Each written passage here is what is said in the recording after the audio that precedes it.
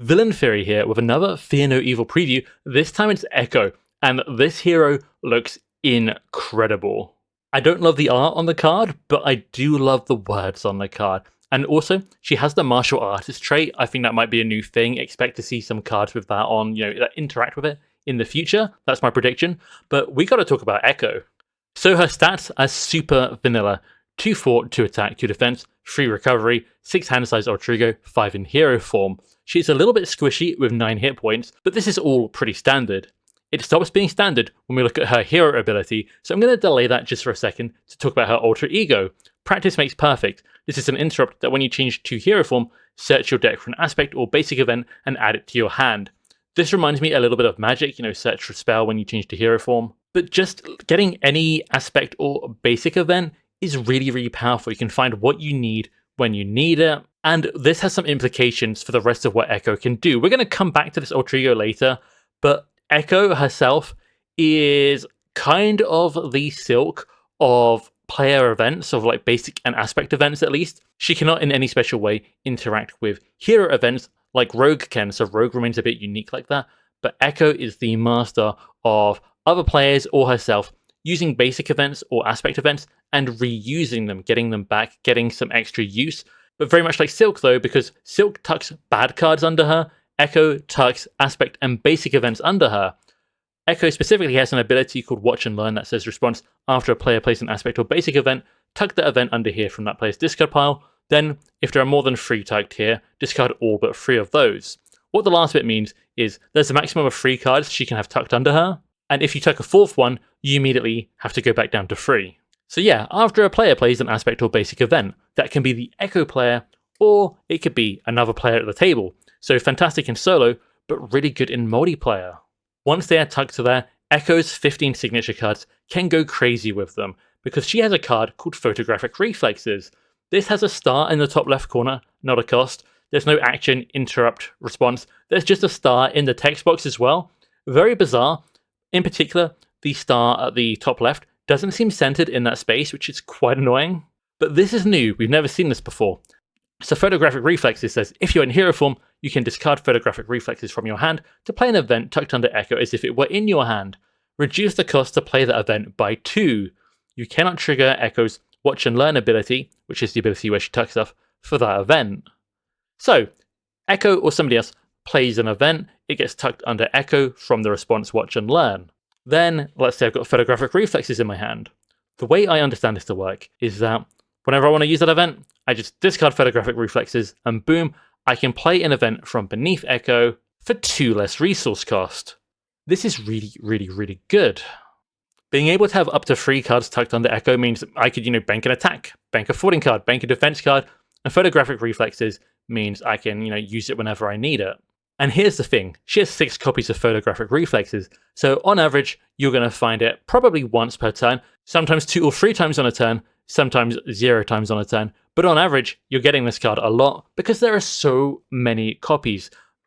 I don't think it's super overpowered because Echo's response, some characters can generate a resource, get some crazy bonus, or have higher stats than, 2 attack, for example, that she has. So I see the reduction in cost from Photographic Reflexes kind of filling in for some kind of resource generation or some kind of value initially in her hero ability, because all it does is hold stuff until you get something else that interacts with it. So I don't think it's super crazy, but 6 copies and just replaying events from under you, I think is really good. Now my understanding is once you use Photographic Reflexes to play the event that is tucked beneath you, you discard that event just as if you played it normally. To go along with this, Echo also has a card called Study the Tape, 0 cost event. Action, search any player's discard pile for an aspect event, basic event, or a copy of Photographic Reflexes and add it to your hand. This is kind of tying into that alter ego ability where, you can search for the perfect event at the perfect time. I think in combination, these are so powerful just to get you the right thing when you need it. Very reliable, and when you're in a bad situation, super, super helpful. The alter ego ability is when you go to hero form, search your deck, and this card, Study the Tape, is search any player's discard pile, which could be your own. For solo players, that's what it'll be. But in multiplayer, this is like make the call. Search any player's discard pile. Now, I'm going to be honest, I think a lot of the time, I want a Photographic Reflexes card. because it has that discount attached to it, but I do have to have an event tucked under me. But if I need something that isn't tucked under me, yeah, I'll search any player's discard pile, get the perfect aspect event or basic event, and go crazy with it. And not all events are made equal. There are some crazy good choices that we can just grab with Study the Tape. The ability to basically choose to search for these specific cards, get them when we need them, and pull off some combos with our 6 copies of Photographic Reflexes is extremely good. Now, I want to talk about these cards, and specifically Photographic Reflexes, and Echo's ability to tuck cards under her a lot more, but she does have some other cool cards we should go over quickly before we dive in. First up, we have American Sign Language. It's a 2-cost upgrade, hero resource, exhaust this card, generate a wild resource for an event being played by any player. Now, what's cool is that in the hero art, she is doing the kind of like sign for help. My partner, Villanette, some of you guys might have seen before. She looked at this with me and she recognized that before we even read the card. So the fact that you can use it to help another player, and it does clarify it's about helping people in the flavor text, it's really cool. I think it's just a really fun little bit. You know, really, this is just a resource generator for her events, but you can help other players with it, bring in kind of some multiplayer interaction, which I think is really, really nice to have. It makes it a bit more interesting than a regular resource generator. And, you know, generating a wild resource for an event could be super helpful for Nova, where wild resources count double towards his events, or Jubilee, who wants to play with different resource types, so wilds are really, really good. Improvisation is a 3-cost upgrade, and it's a hero response after you play an event if it has the following traits: attack, heal 1 damage, defense, remove 1 threat, or thwart, deal 1 damage to an enemy. This is a really fun card too. It reminds me a lot of Pain Tolerance from X23 or Gamora's Sword. This is just a fun card that rewards you playing events. It does not exhaust. If I manage to afford 4 or 5 events on one turn somehow, I'm getting 4 or 5 triggers from this, as long as all those events are either attack, defense, or thwarting cards. There are some cards in the game. There is a new one they just revealed. There's also Multi-Talented that came with Jubilee. They have cards which have attack and defense, or attack and thwart printed on them. So they would trigger 2 of these, is my understanding, which is really, really good. Also with Silk, Echo, and X23, I think these are 3 female characters with a black and white color theme that I believe Tony has designed. Just a small bit of trivia there, but I thought that was kind of interesting just looking at the cards here. The final card we saw revealed for Echo specifically is Daredevil. Pretty regular stats, but the response is so good. After Daredevil uses a basic power, reduce the cost of the next event you play this round by 1. If you use him 3 times or 3 hit points, he's refunded 3 of his cost back, and he is 3 cost. Even if you use him twice and block with him, still incredibly good value. This kind of response, I think, is really cut from the same cloth as Nick Fury and Maria Hill's signature allies responses. That's the first thing I thought of. I was like, this is so good. And yeah, this is a fantastic ally, particularly for a character that wants to play events. But I really want to go back to Echo and talk about her tucking events that her or other players have played, and then playing them for a discount all over again. And it doesn't really seem like Echo is going to have any attack or thwart or defense events in her hero kit. She's really dependent on the aspect and basic cards she brings with her and other players bring. But there is so much crazy potential here. As it says in the article, basic events can work for this too, which includes a new team-up event, See No Evil, Hear No Evil. This is for Echo and Daredevil, and it's a 2-cost event that says choose 2 of the following, and you can choose the same option twice. Deal 3 damage to an enemy, and remove 3 threat from a scheme. This is very similar to Quicksilver's event, which is deal 2 damage to an enemy, or remove 2 threat from a scheme, you know, any combination of those twice. This is a little bit better. That's probably because it's a team-up event. But Echo can tuck this under her after she or the Daredevil hero player have played it, and then use her Photographic Reflexes to play it again. This is going to use 6 damage or 6 threat removal, or a blend of that, for a really good price. Like, pretty good in the first place, really good with that Photographic Reflexes discount. Very, very good. And here's where it gets interesting, because if she can tuck basic events that are team-up events, we can have her tuck team-up events belonging to other heroes. Now, there is a caveat here that she cannot include them in her deck building. Team-up cards can only be included in the decks of those specific heroes, but there's no rule that only those heroes can play them.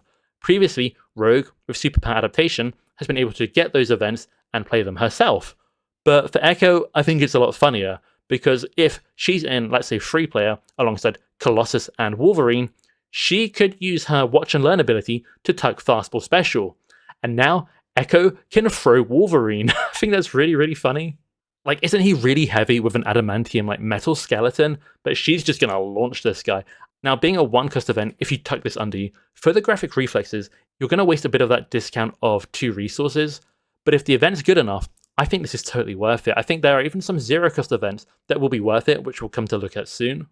But yeah, Echo in multiplayer with Colossus and Wolverine potentially takes their fastball special and plays it again, which is awesome. And looking at a zero-cost team-up event, we have Super Spies. If she's with Maria Hill and Nick Fury in multiplayer, and one of them plays Super Spies, she can play it again for them, and you're going to be able to stack an insane amount of all-purpose counters on Maria Hill's giant, really powerful shield helicarriers.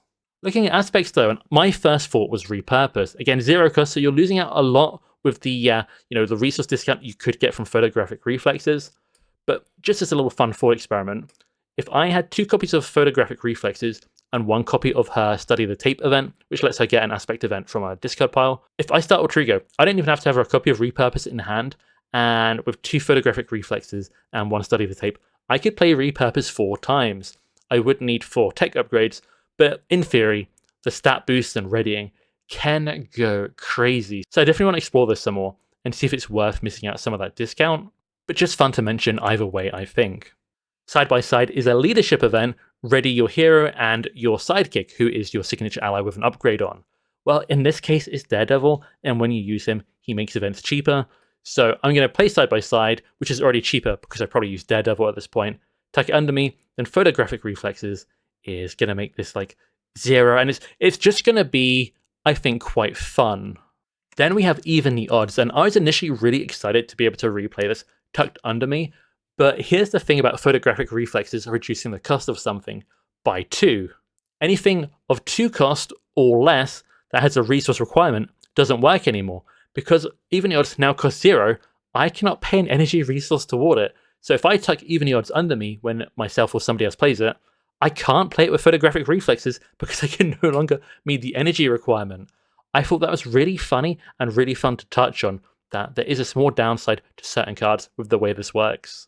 Moving on to like general deck building, we have allies in the game that help us find events, which I think is going to be really, really good for Echo. We've got Black Panther, Kalu, Brother Voodoo, and Jocasta respectively across protection and leadership. But since we're talking about allies, I got to thinking about Cameo, which is a crazy new card that came with Wonder Man.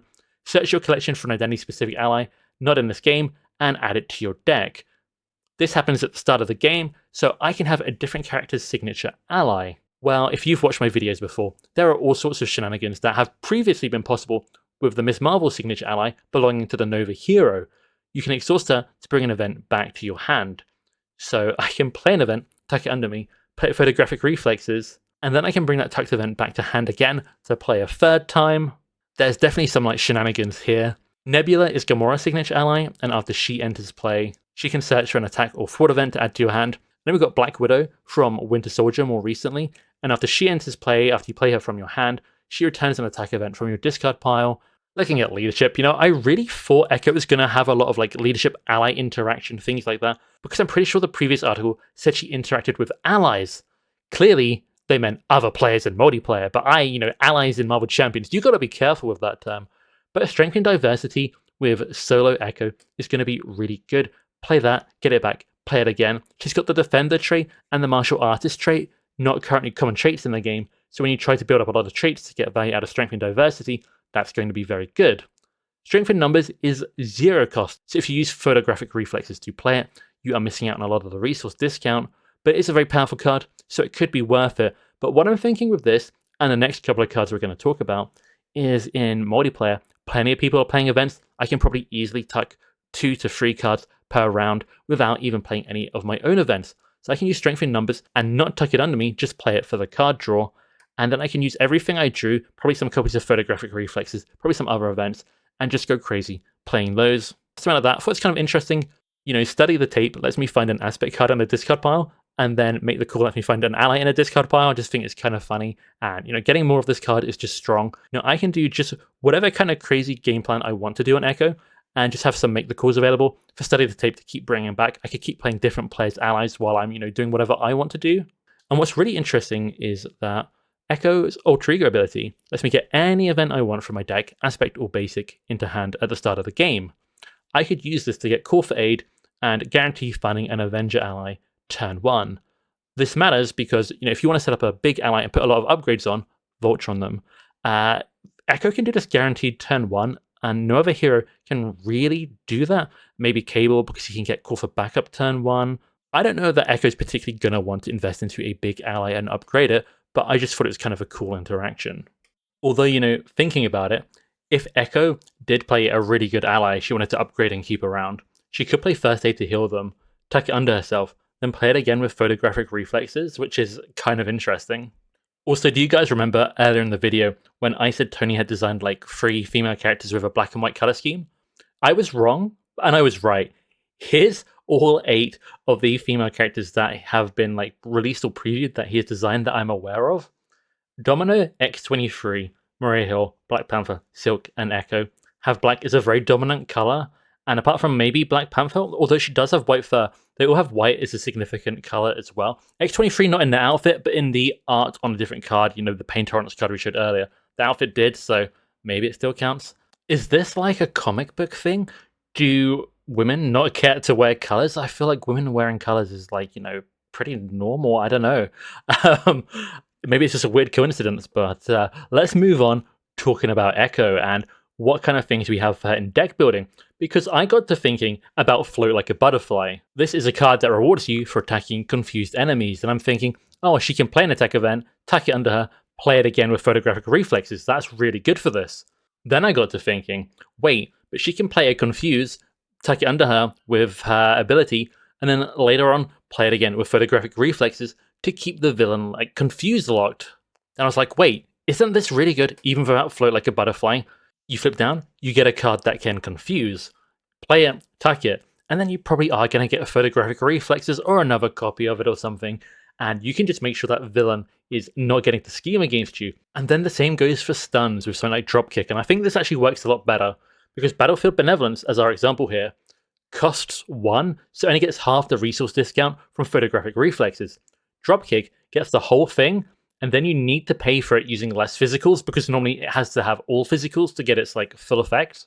So I want to play Echo, drop kicking the enemy over and over again. I'm going to get some damage onto them, I'm going to stun them, I'm going to get card draw. That card draw might be another attack I can play, and it's triggering the healing from improvisation, and between like the stun chain and like the healing, I feel like you're going to be pretty invincible. Like getting dropkick again the next turn or something with the discount is going to be so nice. It also helps that her resource generator generates a wild resource for events, so it all just works together really well. Looking at attacks and aggression, and like Hone Technique jumps out at me. She's got that wild resource because, Hone Technique wants mental resources and a wild can become anything. The only thing is for Hone Technique, I actually need to pay at least one of the resources toward it as a mentor. So if I play a 2-cost attack, tuck it under me, photographic reflexes, by discounting it by 2, means there's no resources left to pay the mentor toward it, so Hone Technique won't work. So it's another thing where that discount has actually blocked a potential interaction. However, if the aggression attack you tuck, that was hard to say, if the aggression attack you tuck is 3 cost or more, you can still get the photographic reflexes discount, still pay a mentor toward it, still get the bonus damage from Hone Technique. Since you can play an attack and potentially play it again with photographic reflexes, I thought Test the Defense might be kind of good. But what I thought was really good in aggression was to keep up the pressure side scheme. This is already pretty good, but you fought it down and you get to search your deck and discard pile for any attack event, add it to your hand. Until the end of the phase, each attack event deals 1 additional damage. So you fought this, get your best attack event, play it, tuck it under you, then photographic reflexes, do it again, and maybe you've got like, a couple of attacks in hand, maybe a couple of photographic reflexes, you would maybe have an aggression deck set up around attacking, and potentially, because you can kind of play the attack again, the extra damage on each of the attacks that is triggered by the side scheme, maybe you get some nice value out of this. She even has some interaction with Pool, which I think is pretty fun. We haven't talked much about protection outside of repurpose. I think a lot of the kind of defense events and things are quite cheap. You're not getting the full discount. It's still like okay. You can use Momentum Shift, which is a 2 damage and 2 healing card. I think using that with photographic reflexes is pretty good. Since it's an attack, if improvisation is out, you're actually getting free healing. But we have to talk about the new aspect cards. One of them is when the enemy attacks, like remove some threat, and I'm not that into that, even though it does have the fort and defense trait to trigger improvisation. But 3 of them have a whole new kind of archetype going for it, and that is the don't play allies or don't have allies out archetype. Kind of the lone wolf archetype is what I think this might come to be called. These cards Army of One and In Harm's Way that you can see on the screen have a cost and a star. That means their cost can be affected by an ability that has a star in front of it. And for both of them, the star says, increase the cost to play this card by 1 for each ally you control. In essence, you want to have 0 allies if you're playing these. That is the optimal amount. 1 isn't the end of the world, but really, I think 0 is very, very good. Army of One is a 1-cost card that, with no allies, remains a 1-cost card that says hero action, ready your hero. A 1-cost card with no strings attached that readies your hero is really good. Now, obviously, the string attached is not to have any allies out, and allies are, in my opinion, the single strongest card type. So it is a downside, but protection doesn't necessarily, particularly in multiplayer, need a lot of these. And a lot of characters that want to ready up a lot don't always need allies. Like, I don't think Drax plays a ton of allies, to give you one example. Quicksilver can exhaust to defend, and, I think there's a whole bunch that can defend and don't really need many allies out. X23 wants to have Honey Badger out, but Honey Badger is so good, and X23 stats get so crazy, that I think Army of One being increasing cost still pretty good. So this card works really well for a lot of heroes that want to ready. In Harm's Way is a free cost card that is increased by each ally you control, but hopefully you're going to play it, it's going to be free cost. Hero action, attack, and fort, immediately triggering for Echo 2 things from improvisation. And it says, deal X damage to an enemy and remove X threat from a scheme, where X is your defense stat. So Echo has a defense stat of 2, so it's a free cost card that does 2 threat removal and 2 damage. That's really not very impressive. But we have this other card here, a 1-cost upgrade called Ronin. And it says, while you do not control any allies, your hero gets +1 defense and gains 1 retaliate. So if you have no allies out, Ronin gets you +1 defense. You could also have Armored Vest in play, another +1 defense. You could also have Defensive Conditioning in play, another +1 defense. Suddenly, Echo has 5 defense stat. Not only are you going to be really tanky and, hard to hurt, and that's good because she has 9 base hit points, but now In Harm's Way has gone from 2 damage and 2 threat removal to 5 damage and 5 threat removal.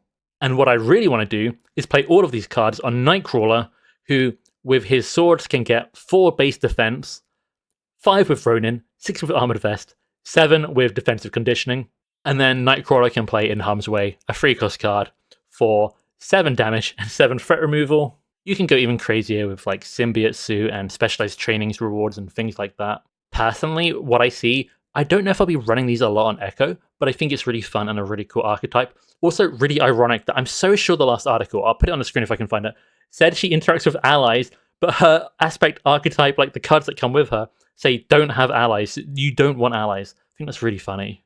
Very cool cards. Don't know how I feel about them for Echo, but wanted to mention them. Speaking of Echo, though, there's so much good stuff, and I think Photo Reflex is playing what you need, that you've got tucked under you when you need it. It's going to be really fun, really satisfying. A lot of people with Silk were like theory crafting, what's the ideal amount of cards to, have tucked under her? Do I want a Treachery from this set? Do I want something here from Standard so I could cancel that or, damage this? I think the reality of Silk is you just have to tuck what you can and play what you can around it.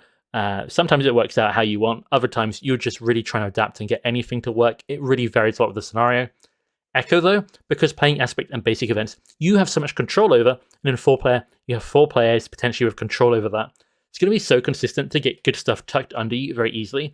I really think you might be able to, get an attack card and get a fort card and, have things tucked away for a rainy day when you need it, and have 1 to 2 of the slots just rotating anything that's, good value.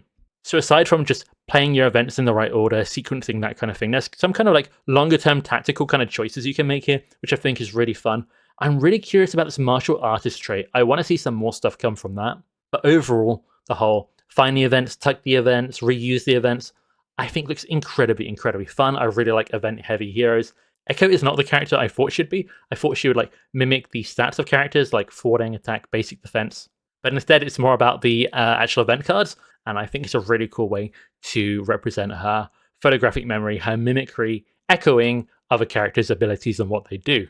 Now, normally when I do like a little review like this at the end, I do 2 things, and the first one is compare them to existing heroes in the game to try and give people an example of what they might play like or feel like to some degree, and just make kind of interesting comparisons. What I got for Echo is you're going to play a lot of events, and I think that kind of is similar perhaps to Gamora, who's also a 2 fort, 2 attack, 2 defense character. She has 1 more hit point, but pretty similar overall, playing a lot of events and having a kind of very balanced stat line.